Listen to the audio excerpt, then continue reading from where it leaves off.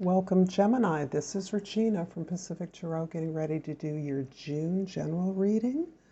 I have laid out the cards for the axis of the horoscope wheel. I'll start reading with the 10th house, which represents the midheaven, the highest star in the sky. But I will clarify beginning with the first house with the African tarot and work around the spokes of the wheel. I'll finish with an oracle card.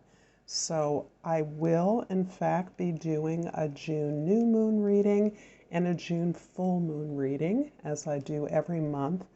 And those will cover, as in the case of the new moon reading, the first 2 weeks of June, and for the full moon, the last 2 weeks of June. But this is a general monthly reading, so if you enjoy these readings, I appreciate if you would like and subscribe to my channel. I love your comments. I thank you so much, and I appreciate all that you do to support me, and that is giving your time and attention. So for Gemini, your overall energy for the month is the King of Swords. The King of Swords is letting me know that you are exploring, researching, looking into a new plan or a new way of thinking about what your areas of your activity. You are developing, entertaining new ideas, new information, and you're implementing those by recognizing the places where your attention and perspective needs to shift and how you are viewing your life's activities. So this is you preparing to plan, researching a plan, and a way of moving forward with new inspiration, new information, and new insight and clarity into the way forward. So your 10th house is the Two of Pentacles. I don't read reversals, and I've clearly dealt these upside down. The Two of Pentacles indicates, Gemini, that you are juggling perhaps the two perspectives of your life, your duality, your various talents and perspectives. You are looking at the way you have been doing things in the past and the way that you are now being asked to shift so that you can move forward with a broader, a more enlightened perspective on your truth for you and the best ways to implement that.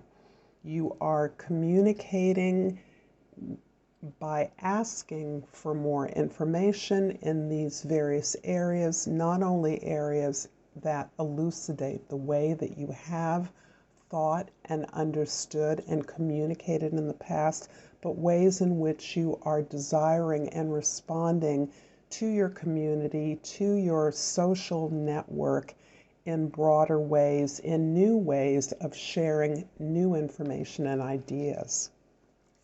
In the first house, we have the Hierophant card, which is showing your willingness, your deep commitment to yourself, your prayer, your asking, your query for ways to improve, ways in which you want to expand and improve your life, that you and that commitment has deeply impacted the way you're looking at everything every day.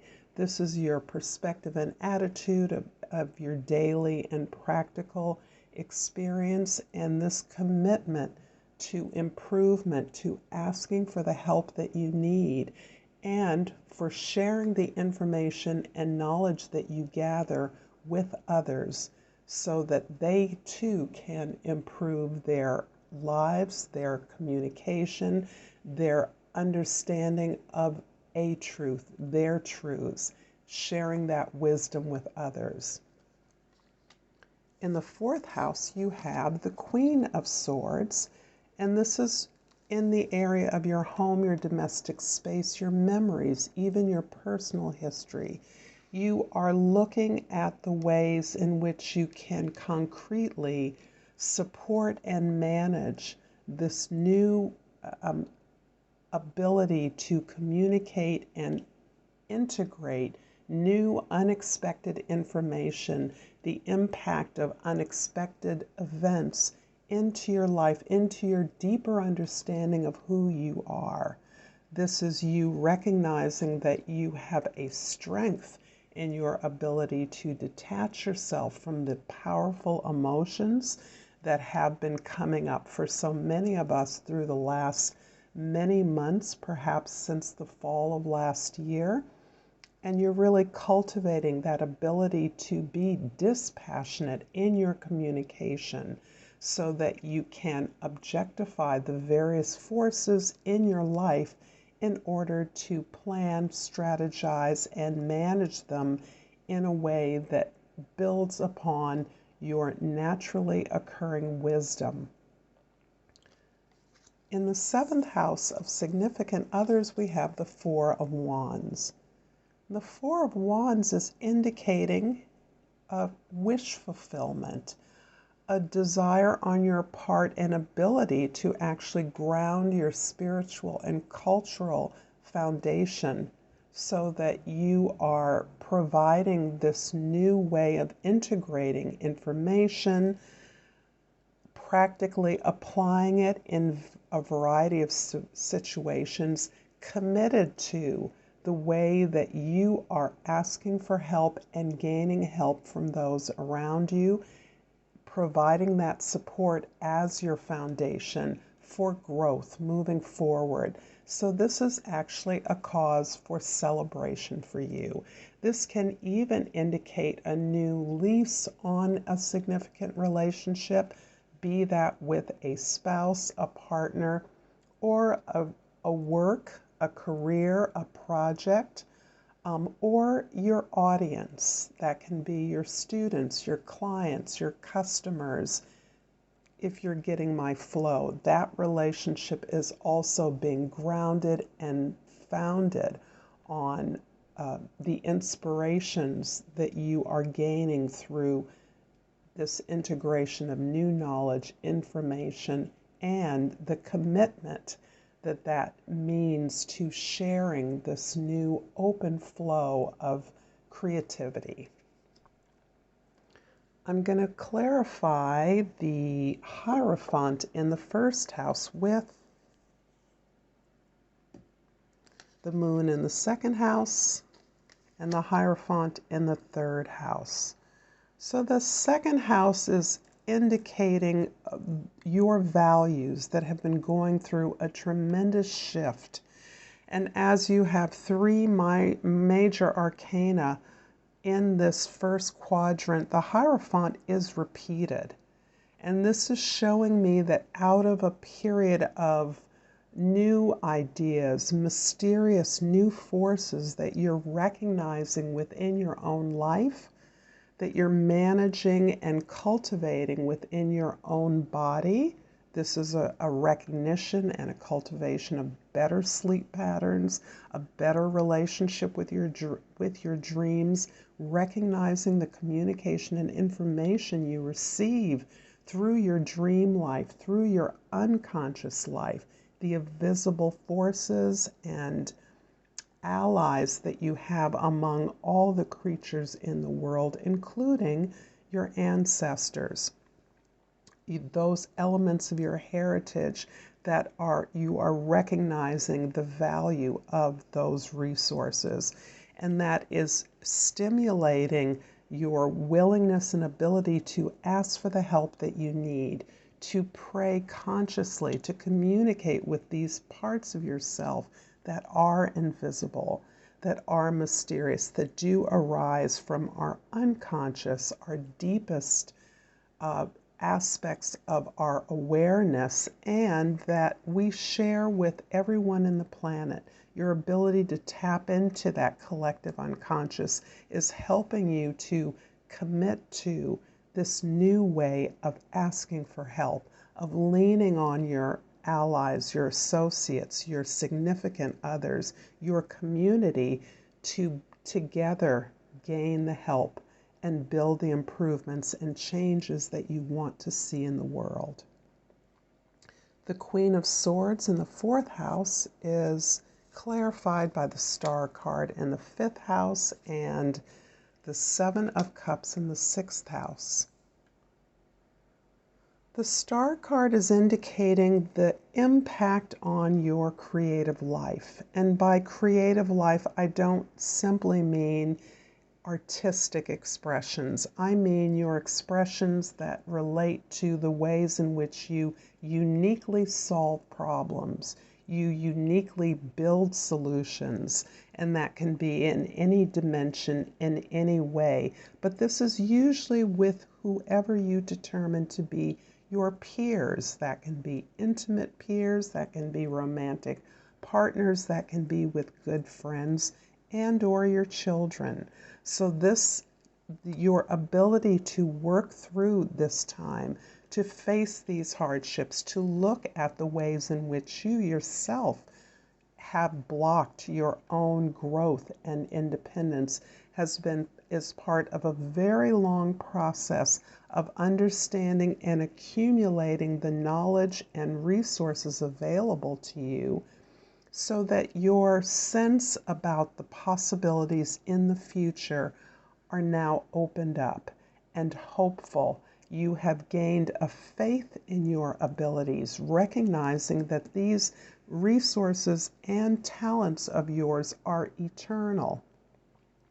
They're things that you have worked with before, you have always worked with. And as you begin to recognize the things that help you persevere and understand better the limitless possibilities available, you are opening up the amount of options available to you, the number of directions that are appearing out of a time of really some invisible, deeper connections that you're making within your own life, within your own person. The 7 of Cups can also amplify the confusing nature of the Moon card. However, as you deeply align with your ability to learn, to ask for help, to pray for help, and you continue to share what you learn with others, you are recognizing that you are on your divinely gifted path, and that many of the options available to you are false and are indeed distractions away from the thing that has given you faith, the faith that you are now grounding yourself in, that there is improvement, there are potentials that you are now recognizing and realizing. The 4 of Wands in the 7th house is clarified by the 8 of Cups in the 8th house and the Queen of Pentacles in the 9th house. The 8th house is where we share resources with others intimately, where we build those resources that are shared. The 8 of Cups is indicating that the environment that you have been in, that you have invested a fair amount of time in, you have now outgrown that environment. You've outgrown those associations, those affiliations, and you are really questing for an environment that is able to give meaning to the fuller experience of yourself that you are now realizing. You are not necessarily destroying or ending these relationships or these opportunities. You are simply moving to an environment, a space. You're moving away from what is familiar to something that is more, in many ways, challenging to your new sense of potential. 8s are always success, but they're success that you earn. And you have earned the ability to cultivate what seem like contradictions from the outside.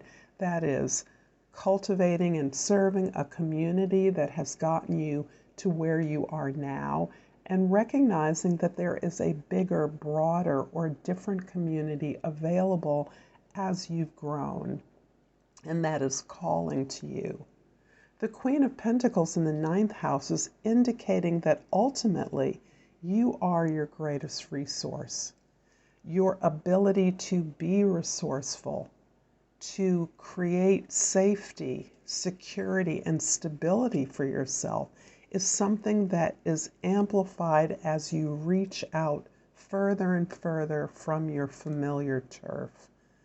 This is you looking for new ways to distribute, to share, to communicate what you know, the products you create or the services that you offer, to expand that and yourself become the model for how others can achieve the same internalization of resourcefulness, recognizing that you are your greatest value, elevating that value so that you can implement what you've learned in practical ways that are useful to all people. The Two of Pentacles in the 10th house is clarified by the Four of Pentacles in the 11th and the King of Cups in the 12th house. The Four of Pentacles is showing me that what you have learned, what you are juggling in your outer social life, the way others see you as catching up to the things that you are currently learning, to revaluing, rebalancing what you've learned in a way that makes you capable to move forward, desiring to move forward. You're actually recognizing those resources that you must hold on to in order to amplify the foundation that you've created here in your 7th house, in your relationships, in your regard to your significant others.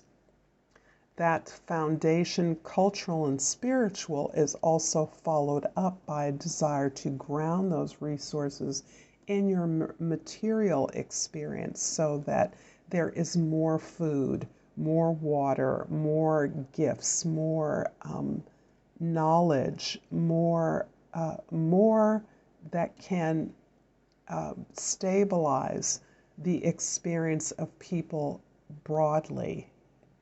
This is where you are aiding in your humanitarian efforts, where you work towards your activism, which appears to be very focused on grounding people in the essentials of survival. This effort is very much culminating into a tremendous sense of maturity, emotional maturity that you've gained. And this is where you have learned to expose your vulnerabilities, expose your weaknesses, expose the things that have led to your confusion, insecurity, inertia. By looking at those, sharing the story of how you have found the gifts of those opportunities is what is providing you with this ability to attract the needs of others, those who need your support, and your deep understanding of what support it is that they need. This is also feeding into your ability to commit to this new process of asking for help. And this is something that I am seeing globally for everyone, learning to ask for the help that we need, as opposed to internalizing the fact that we need help as some kind of a weakness.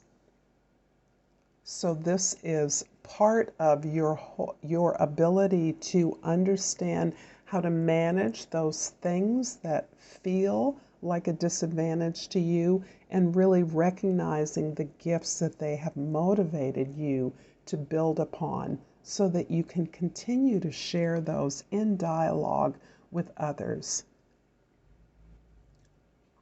I'm going to finish up this reading, Gemini, with an oracle card from the language of flowers and the crystal oracle, and forget-me-not just kind of jumped out there. I'm going to take it. Forget-me-not, the key word is remembrance. Memories and the past hold the key. I'm going to leave it here for you, Gemini. I thank you for your time and attention. And until next time, namaste.